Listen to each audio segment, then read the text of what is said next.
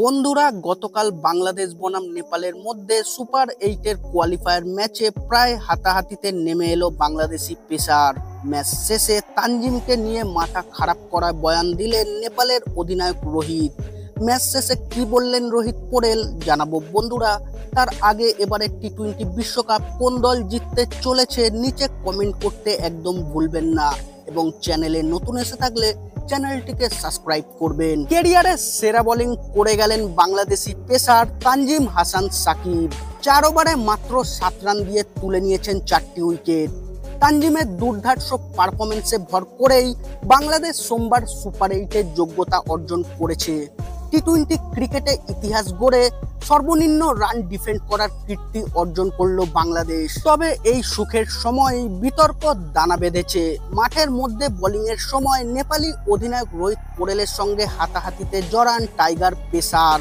রোহিত নিজেও তানজিমের বিধ্বংসী স্পেলের শিকার হন। ম্যাচটি শেষ হওয়ার পর নেপাল অধিনায়ক বলে দিলেন গোটা ঘটনা, তবে কটূক্তি বা কোনো সমালোচনা নয়। তানজিমের প্রশংসায় পঞ্চমুখ হয়েছেন তিনি বলেছেন, নতুন বলে তানজিমই ফারাক গড়ে দিয়েছেন, তার সঙ্গে বাংলাদেশি সিমারের কোনো সমস্যা নেই। তাহলে কি ঘটেছিল তখন মাঠের মধ্যে?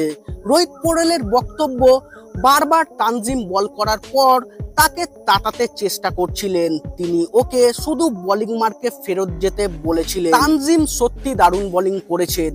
তানজিমই নতুন বলে আমাদের ধসিয়ে দিয়েছে। উইকেট দারুণ চ্যালেঞ্জিং ছিল, সেই পিচেই ও দুর্দান্ত বোলিং করে গেল। আমাদের মধ্যে আসলে কোনো সমস্যা হয়নি। ও আমাকে বল করে উত্তেজিত করার চেষ্টা করছিল, আমি ওকে বোলিং মার্কে ফেরত যাওয়ার কথা বলছিলাম। দক্ষিণ আফ্রিকার ম্যাচে মাত্র 1 রানের ব্যবধানে হার হজম করতে হয়েছিল। তীরে এসেও তড়িৎ ডুবে গিয়েছিল। বাংলাদেশ ম্যাচেও দুর্ধর্ষ পারফরমেন্স করলেন নেপালি বোলাররা।